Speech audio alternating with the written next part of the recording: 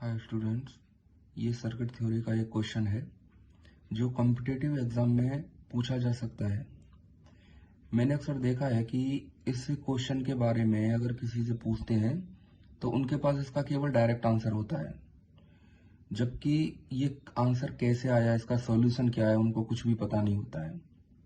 तो आज हम इसका सॉल्यूशन जानेंगे कि आखिरकार ऐसे क्वेश्चनों का टोटल रेजिस्टेंस कैसे निकाला जाता है। क्वेश्चन है, equal 12 resistance are applied in the shape of a cube. What will be the resistance between A and B if each resistance value is R ohm? इसका मतलब है कि यदि 12 सेम रेजिस्टेंसों को एक घन की शेप में हमको जोड़ना है, ठीक है, और घन की शेप में जोड़ने के बाद उस पे दो पॉइंट हैं ए और बी, जिनके बीच में उस पूरे स्ट्रक्चर का हमको टोटल रेजिस्टेंस निकालना है। और इसकी ये कंडीशन है कि जो 12 रेजिस्टेंस हैं उनकी वैल्यू सेम है और उनका जो रेजिस्टेंस रहेगा वो आर ओम का रहेगा। अब देखिए स्टूडेंट्स, हमने एक घन बनाया है जिसके 12 फलकों पे सेम आर आर रेजिस्टेंस के 12 रेजिस्टेंस हमने जोड़ दिए हैं। अब हमने क्या किया है कि इसके पॉइंट ए से 6 आई एम्पियर करंट फ्लो की है। 6 आई एम्पियर करंट फ्लो क्यों की है? जिससे कि क्वेश्चन हमारा ज्यादा कॉम्प्लिकेटेड ना हो और आसानी से समझ में आ जाए। तो हम देख रहे हैं कि पॉइंट ए से 6 आई एम्पियर करंट 3 जगह डिवाइड हो गई है, एक पॉइंट 1 के लिए, एक पॉइंट 5 के लिए और एक पॉइंट 4 के लिए। और क्वेश्चन में पहले ही हमको बताया था कि जितने भी रेजिस्टेंस है वो सेम सेम वैल्यू के हैं, यानी कि आर आर आर। अगर ये सेम सेम वैल्यू के हैं तो इनके अंदर जो वोल्टेज ड्रॉप्स होंगे वो भी सेम ही होंगे, क्योंकि रेजिस्टेंस की वैल्यू क्या है, सेम है। और अगर इन पे वोल्टेज ड्रॉप भी सेम है तो इनके अंदर जो करंट का फ्लो होगा वो भी सेम ही होगा। तो 6 आई एम्पियर है वो 3 जगह डिवाइड हो गई है, 2 आई इधर, 2 आई इधर और 2 आई इधर। अब हम एक एक फलक को लेके चलते हैं। 2 आई एम्पियर करंट यहां से फ्लो होती है पॉइंट 1 के लिए। पॉइंट 1 से हम देख रहे हैं कि यहां की जो करंट है वो भी यहां से दो साइड में डिवाइड हो गई है, और यहां पे भी आर ओम का रेजिस्टेंस है, यहां पे भी आर ओम का रेजिस्टेंस है। तो सेम रेजिस्टेंस होने की वजह से यहां पे भी जो 2 एम्पियर करंट आई है यहां से, वो भी दो जगह डिवाइड हो जाएगी। तो आई एम्पियर इसमें जाएगी और आई एम्पियर इसमें जाएगी, ठीक है। अब हम दूसरे की बात करते हैं। सेम उसी तरीके से 2 आई एम्पियर करंट यहां से यहां पे आएगी। सेम रेजिस्टेंस होने की वजह से आई एम्पियर करंट इधर जाएगी और आई एम्पियर करंट आपकी इस साइड में जाएगी। ऐसे ही यहां से 2 आई एम्पियर करंट आएगी। 2 आई एम्पियर यहां से जो करंट आएगी वो दो जगह डिवाइड होगी, एक इस साइड में और एक इस साइड में। अब हम देखते हैं कि पॉइंट 2 पे जो करंट आ रही है वो एक ऊपर से आ रही है और एक वो यहां से आ रही है। ऊपर से जो आ रही है करंट वो है आई, और नीचे से भी जो करंट आ रही है वो भी है आई एम्पियर। तो आई एम्पियर करंट इधर से आती है, आई एम्पियर करंट इधर से आती है, तो दोनों ऐड होके 2 आई एम्पियर करंट यहां पे पहुंच जाती है, ठीक है।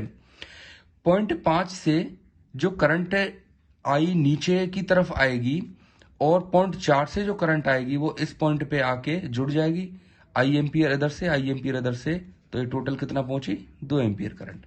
ऐसे ही सेम सिचुएशन यहां इसके साथ बनेगी। पॉइंट 1 से जो आई एम्पियर करंट आती है और पॉइंट 5 से जो आई एम्पियर करंट आती है वो इस पॉइंट पे जुड़ के नीचे की साइड में 2 आई एम्पियर करंट हो जाएगी। तो 2 आई एम्पियर, 2 आई एम्पियर, 2 आई एम्पियर तीनों ऐड होके कितना बन गई, 6 एम्पियर करंट। यानी कि 6 एम्पियर हमारी एंटर होती है और 6 एम्पियर ही हमारी एग्जिट हो जाती है। ये किसका लॉ है, किरचॉफ का पहला नियम है कि किसी भी परपथ में आने वाली करंट और जाने वाली करंट दोनों की वैल्यू क्या होनी चाहिए, हमेशा बराबर होनी चाहिए। स्टूडेंट्स, अब हम बात करते हैं इसके अंदर वोल्टेज ड्रॉप्स की। तो हम देख रहे हैं कि जो पॉइंट ए से हमारी करंट फ्लो हुई है वो 3 पॉइंटों पे फ्लो हुई है। पॉइंट ए से जो 2 आई एम्पियर करंट फ्लो हुई है वो पहली तो गई है आपके पॉइंट नंबर 1 पे, ठीक है। दूसरी करंट जो गई है वो गई है पॉइंट नंबर 5 पे, और तीसरी जो करंट गई है वो गई है पॉइंट नंबर 4 पे। तो हम कह सकते हैं कि पॉइंट 1, 5 और 4 पे जो वोल्टेज ड्रॉप जो हुए हैं वो कैसे होंगे, हमारे सेम होंगे। सेम क्यों होंगे? क्योंकि हमको पता है ओम्स लॉ के according B is equal to क्या होता है, आई आर। ठीक है। अगर हम बात करते हैं पॉइंट 1 के लिए वोल्टेज ड्रॉप की, अगर बात करते हैं तो पॉइंट 1 पे जो करंट का फ्लो हो रहा है वो कितना हो रहा है आपका, 2 एम्पियर। ठीक है। और इसका जो रेजिस्टेंस है वो कितना है आपका, आर। तो इसके अंदर जो वोल्टेज ड्रॉप होंगे वो कितने होंगे, 2IR। सेम उसी तरीके से पॉइंट नंबर 5 के लिए अगर हम वोल्टेज ड्रॉप्स की बात करेंगे तो इसका करंट हो गया 2I, रेजिस्टेंस हो गया R, तो इसके अंदर वोल्टेज ड्रॉप भी क्या होंगे, 2IR। ऐसे ही अगर हम पॉइंट नंबर 4 की अगर हम बात करेंगे तो इसके अंदर जो वोल्टेज ड्रॉप है वो क्या होंगे, 2I, और रेजिस्टेंस क्या है इसका, R। तो सेम वोल्टेज ड्रॉप्स क्या होंगे इसके अंदर, 2IR। तो हम कह सकते हैं कि पॉइंट नंबर 1, 5 और 4 पर जो पोटेंशियल होगा वो क्या होगा आपका, सेम होगा। अगर पॉइंट 1, 5 और 4 पर पोटेंशियल अगर इसका सेम है तो हम कह सकते हैं कि इसके जितने भी पथ होंगे उन सब पे इसका जो पोटेंशियल होगा वो सेम ही होगा। ठीक है। तो हम क्या करते हैं, पॉइंट ए से लेके बी तक किसी एक सिंगल पथ को पकड़ लेते हैं और थोड़ी देर के लिए उस एक सिंगल पथ के अलावा बाकी जो पथ हैं उनको नेग्लेक्ट कर देते हैं। जैसे कि पॉइंट ए से बी के लिए कोई एक पथ, जैसे कि यहां से पॉइंट 1 हो गया, यहां से 6 हो गया और यहां से आपका बी पॉइंट हो गया। या फिर पॉइंट ए से 5 पे जाते हैं, 5 से 6 पे जाते हैं, 6 से बी पे जाते हैं। या फिर पॉइंट ए से 4 पे जाते हैं, 4 से 3 पे, 3 से बी पे।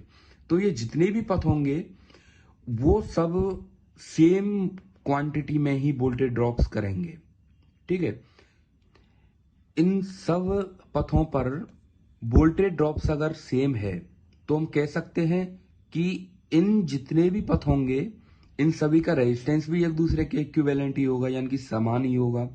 तो हम कोई एक सिंगल पथ पकड़ लेते हैं, उसी का हम टोटल रेजिस्टेंस निकालेंगे और वो जो टोटल रेजिस्टेंस होगा वो सभी के क्या होगा, बराबर होगा। अब हम क्या करते हैं कि पॉइंट ए से और पॉइंट बी तक करंट को पहुंचाने के लिए इस पूरे क्यूब से किसी एक सर्किट को उठा लेते हैं।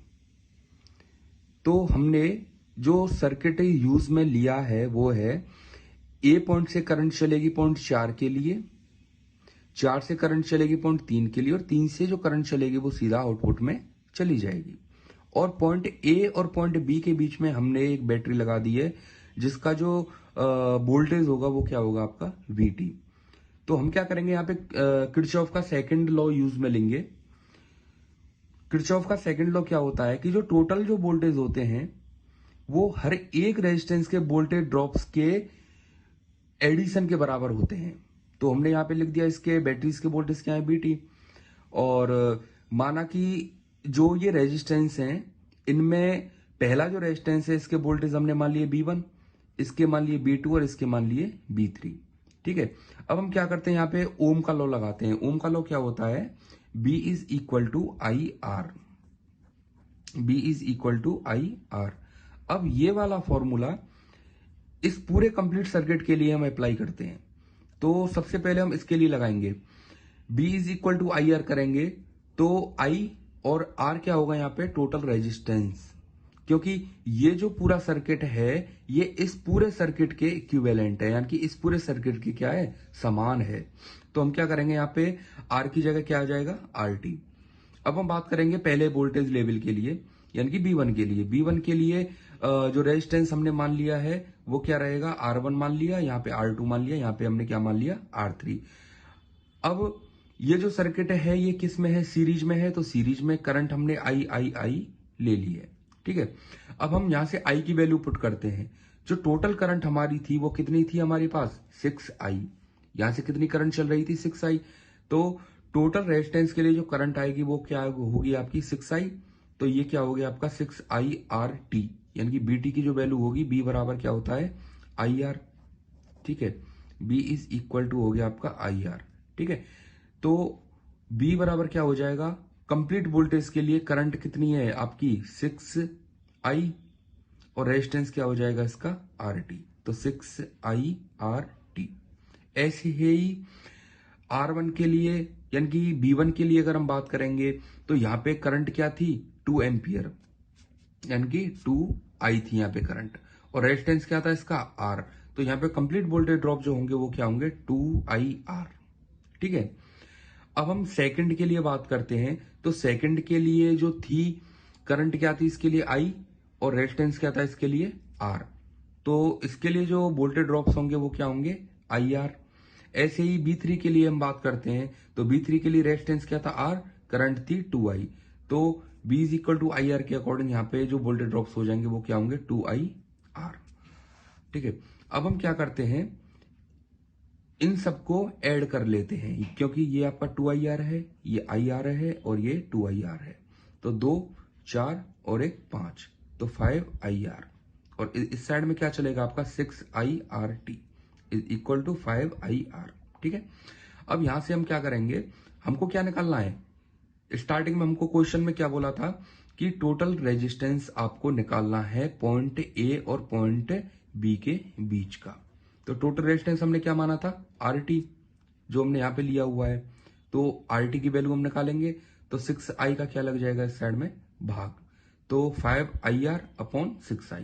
ठीक है, I से I कैंसिल आउट हो गया स्टूडेंट्स, हमको जो RT की वैल्यू जो हमको प्राप्त हुई है वो क्या हुई है 5/6R।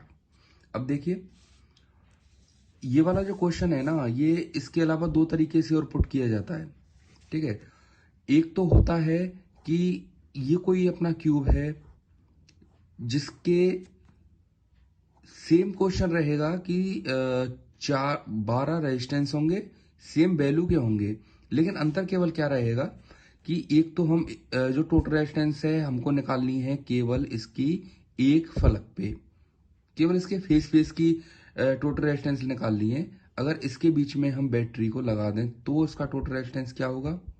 ठीक है, दूसरा होता है केवल इसके एक ही फलक पे, यानी कि ये तो केवल इसका एक फेस हो गया, एक होता है कि केवल हम इसका एक ही नीचे का स्क्वायर लेते हैं, या फिर ये वाला स्क्वायर लेते हैं, या फिर ऊपर का स्क्वायर लेते हैं, मतलब एक केवल एक स्क्वायर हमको लेना है और उसके बीच का रेजिस्टेंस हमको क्या मिलेगा, जैसे कि ये वाला हो गया, यहां पे हमने कोई एक बैटरी लगा दी, और अब इस कंडीशन में इसका टोटल रेजिस्टेंस होगा वो क्या होगा। लेकिन अभी जो हमने जो क्वेश्चन किया है वो कौन सा है कि एक सिरा ये वाला है और एक सिरा आपका ये वाला है, यानी कि इसको बोलते हैं डायगोनल शेप, यानी कि अगर किसी क्यूब के डायगोनल वाले पॉइंटों पे अगर टोटल रेजिस्टेंस निकालना है तो उसकी वैल्यू हमको क्या मिलेगी, जो कि हमने अभी अभी निकाली है 5/6R। अगर आपको बाकी की दोनों स्थितियों की भी डिटेल चाहिए तो आप कमेंट करके बता देना, इसकी भी वीडियो हम जल्दी से बना देंगे। Thank you.